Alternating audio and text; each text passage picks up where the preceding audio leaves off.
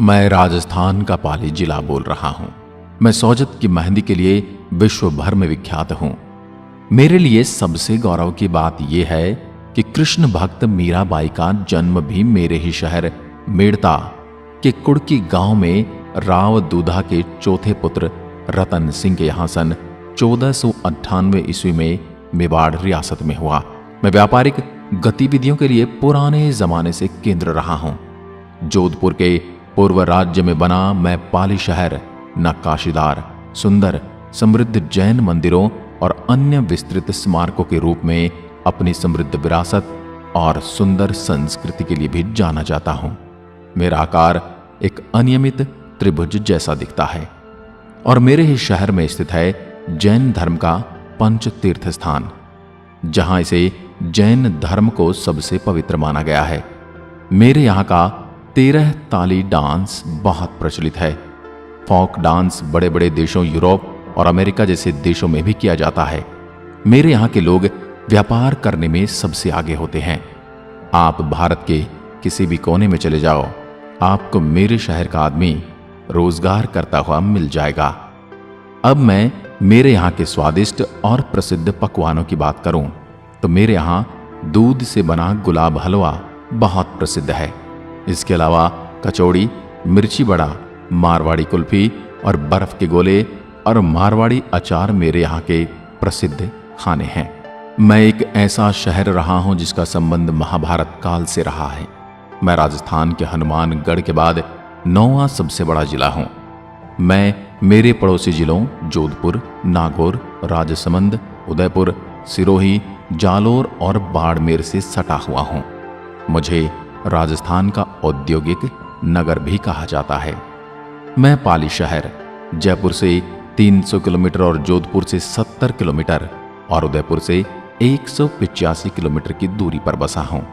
मेरे यहाँ की मेहंदी पूरे भारत में मेरे ही द्वारा उत्पादित की जाती है।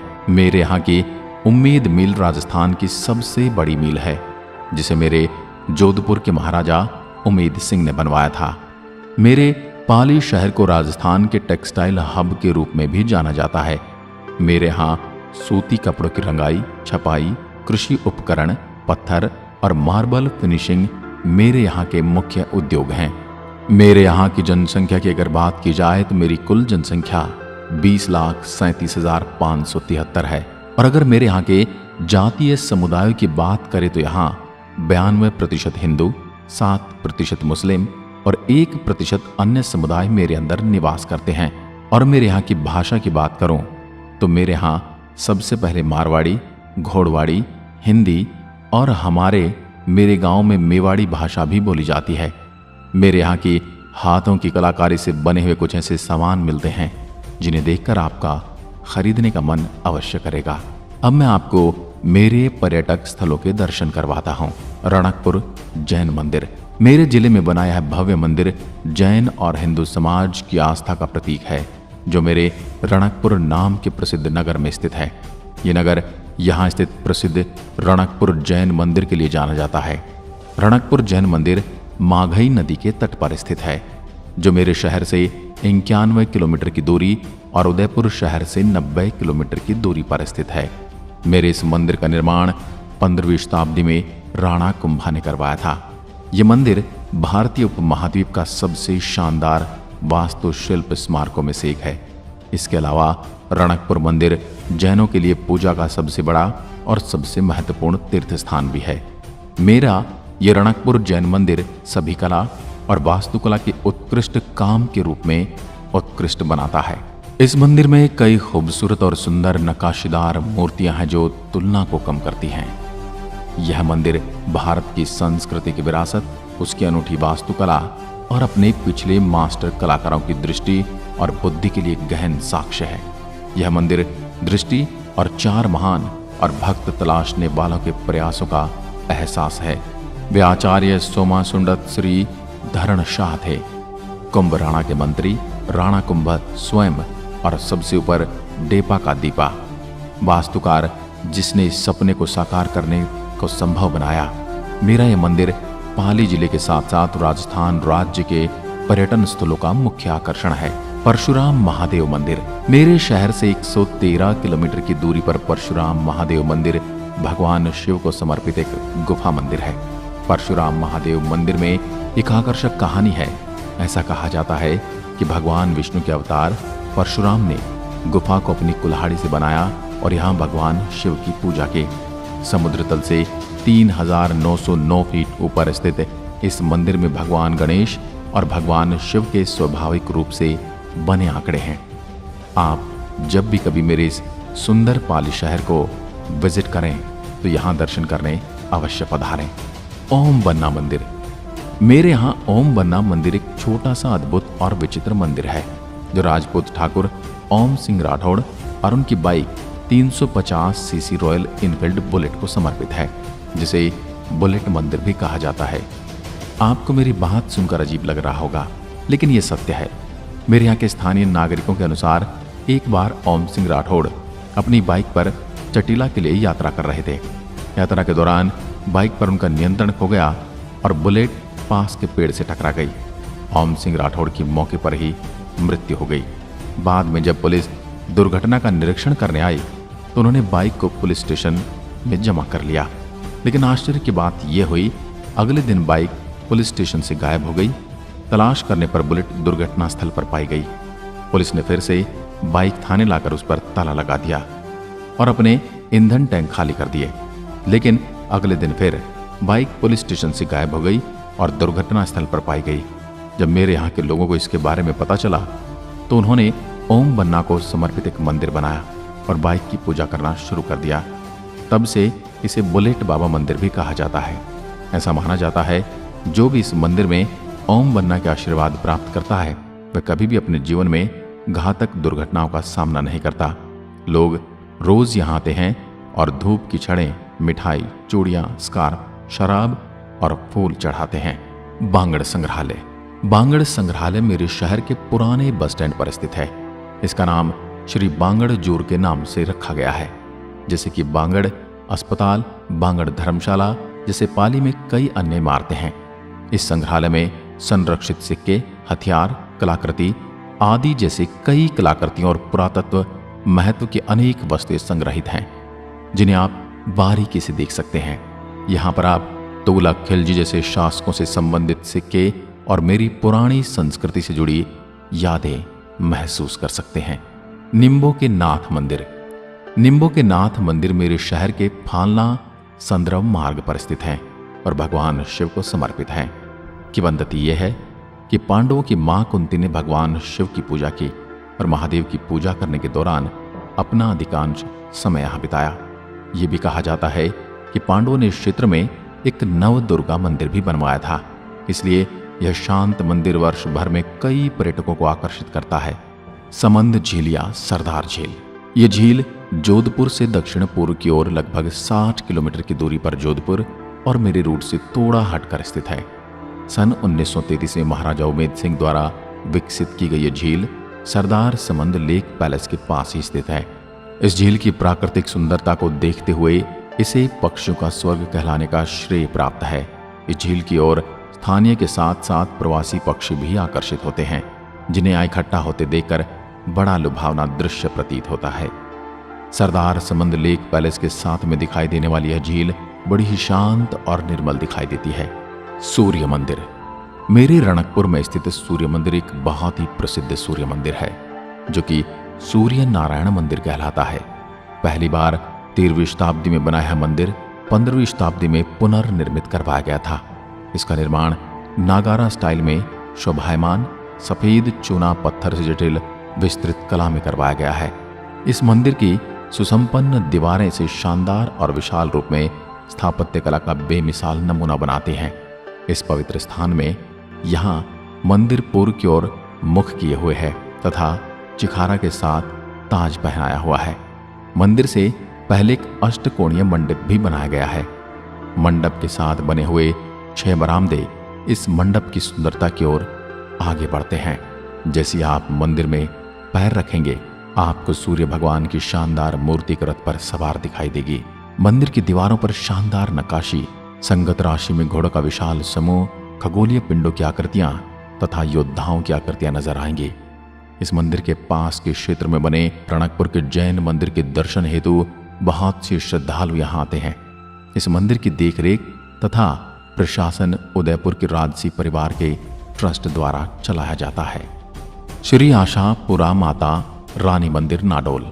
अब मैं आपको मेरी नाडोल की धरती पर विराजमान मां आशापुरा के दर्शन करवाता हूं, जो सच्ची श्रद्धा से आए भक्तों के दुख दूर करते हुए सबकी मनोकामनाएं पूरी करती हैं।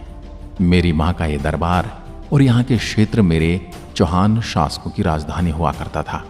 कहा जाता है कि इस मंदिर का निर्माण राव लक्ष्मण सिंह चौहान ने नाडोल साम्राज्य मिलने पर किया था। आपको बता दूं, नाडोल में भी राव लक्ष्मण ने मां शाकुंभरी माता के रूप में ही आराधना की थी, लेकिन मां के आशीर्वाद स्वरूप उसकी सभी आशाएं पूर्ण होने पर लक्ष्मण ने माता को आशा पूरी करने वाली संबोधित किया, जिसकी वजह से माता शाकंभरी एक और नाम आशापुरा माता के नाम से विख्यात हुई और कालांतर में चौहान वंश के लोग माता शाकंभरी को आशापुरा माता के नाम से कुलदेवी मानने लगे। यदि आप यहाँ ट्रेन से जाना चाहते हैं तो अजमेर अहमदाबाद रेलवे के बीच मेरा एक शहर रानी स्टेशन पड़ता है। वहां उतरकर आप टैक्सी या बस से यहाँ आ सकते हैं। Shwetambar gold Jain temple. मेरा यह मंदिर राजस्थान का प्रथम जैन गोल्ड मंदिर है और यह मेरे एक शहर फालना में स्थित है। मेरा यह मंदिर भगवान आदिनाथ को समर्पित है। मेरे इस मंदिर की दीवारें, छत और खंबे सोने की परत से बने हुए हैं। यहाँ के एक तथ्य ये भी है कि मेरे फालना के जैन समुदाय की महिलाओं ने मिलकर 90 किलो सोना मेरे इस मंदिर को दान दिया था। सोनाणा खेतलाजी टेम्पल। राजस्थान में मेरे पाली जिले में देसुरी गांव के पास श्री सोनाणा खेताल जी का प्रसिद्ध मंदिर है। राजस्थान में भैरव जी के 2 रूप बताए गए हैं, जो काला व गोरा भैरव जी कहलाते हैं। चामुंडा माता को इनकी माताजी माना जाता है। गोरा भैरव जी को क्षेत्रपाल भी कहा जाता है। क्षेत्र को क्षेत्र भी कहते हैं, अतः इन्हें क्षेत्रपाल भी कहा जाता है। यह शब्द अपभ्रंश से खेतलाजी हो गया। मेरा यह क्षेत्र और कुल के रक्षक देवता के रूप में प्रसिद्ध है। अरावली की पूर्व श्रृंखला में छोटी छोटी 2 पहाड़ियां हैं। सोनाणा खेताल जी का मंदिर पहाड़ी की पूर्व दिशा में है। आपकी जानकारी के लिए बता दूं, सारंगवास में विराजमान मंदिर परिसर में श्री सोनाणा खेताल जी, मां चामुंडा, काल भैरव जी और गणेश जी की मूर्तियां स्वतः ही विराजमान हुई हैं। सारंगवास देसुरु से 7 किलोमीटर और सादड़ी से 18 किलोमीटर, फालना से 40 किलोमीटर दूर बहुत बड़ा विशाल स्थान है। यह प्याऊ धर्मशाला, गेस्ट हाउस, भोजनशाला सभी सुविधाएं उपलब्ध हैं। खेतलाजी सारंगवास जिस गोत्र के कुल देवता हैं, पूरे राजस्थान से और दूर दूर से शहरों से लोग भी मेरे यहाँ भैरव जी के दर्शन करने आते हैं। जाडन आश्रम। इस आश्रम में कई कमरों से सुसज्जित ओम बनाया गया है, जिसे आप इस फोटो और वीडियो में देख सकते हैं। आपको बता दूं, यह आश्रम योग, शिक्षा और स्वास्थ्य जैसी कई वैदिक गतिविधियों का संचालन करता है। मेरा यह मंदिर और आश्रम कुल 250 एकड़ की जमीन पर फैला हुआ है। इसमें 108 डिब्बों को ओम आकार दिया गया है। मेरे इस विचित्र ओम प्रतीक चिन्ह ने मुझे विदेशों तक पहचान दिलाई है। आप भी अगर मुझे देखने आने वाले हैं तो यहाँ जरूर पधारिएगा, आपका स्वागत है। मूछल महावीर मंदिर। मेरे यहाँ का ये मंदिर मूछल महावीर मंदिर भी एक जैन मंदिर है, जो मेरे घनेरा गांव से लगभग 5 किलोमीटर की दूरी पर है। ये जैन मंदिर भगवान महावीर को समर्पित है। कुंभलगढ़ सेंचुरी की हरियाली में स्थित यह मन को बड़ा सुकून देने वाला स्थान है। घनेरों से लगभग 5 किलोमीटर की दूरी पर स्थित मूछल महावीर मंदिर हिंदू भगवान शिव की मूंछों वाली मूर्ति के लिए भी जाना जाता है। मूछल महावीर मंदिर की सुंदर वास्तुकला कई यात्रियों को अपनी ओर आकर्षित करती है। इसके प्रवेश द्वार पर 2 हाथियों की मूर्तियां बनी हैं, जो 2 पहरादारों के रूप में खड़े हैं। मंदिर में हर साल चैत्र माह के 13वें दिन एक मेला भी आयोजित किया जाता है। मेरा यह स्थान उदयपुर से 115 किलोमीटर की दूरी पर है। इसके अलावा भी मुझे 108 नवलखा पार्श्वनाथ मंदिर, लखोटिया गार्डन आदि जगहों पर आप घूमने का आनंद ले सकते हैं। अब मैं आपको थोड़ा सा मेरे इतिहास के बारे में बता देता हूँ। मेरे जिले के इतिहास की बात करूँ तो मैं जोधपुर की पूर्व रियासत राज्य से बना था, जिससे मेरा एक महत्वपूर्ण हिस्सा था। मेरा क्षेत्र विरासत में समृद्ध था, जैसा कि रणकपुर और अन्य जगहों पर प्रसिद्ध जैन स्मारकों से देखा जाता है। मेरा शहर पुराने समय में एक महत्वपूर्ण स्थल था, जहां चीन और मध्य पूर्व जैसे दूर दराज के देशों से व्यापार लाया और बेचा गया। मेरा इतिहास 10वीं शताब्दी में नाडोल में चौहान वंश की स्थापना के साथ शुरू होता है।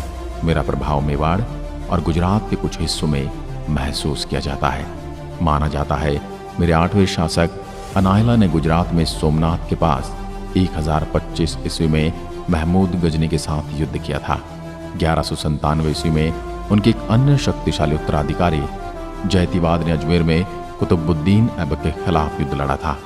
12वीं से 15वीं शताब्दी की अवधि के दौरान पाली की सीमाएं मेवाड़, गोड़वाड़ और मारवाड़ से मिली हुई थी। नाडोल कस्बा चौहान वंश की राजधानी थी। सभी राजपूत शासकों के समय समय पर होने वाले विदेशी आक्रमणकारियों का विरोध किया, लेकिन व्यक्तिगत रूप से वे एक दूसरे की भूमि के लिए भी आपस में लड़े। पृथ्वीराज चौहान की हार के बाद मोहम्मद गोरी के विरुद्ध इस क्षेत्र में राजपूत सत्ता छिन्न भिन्न हो गई।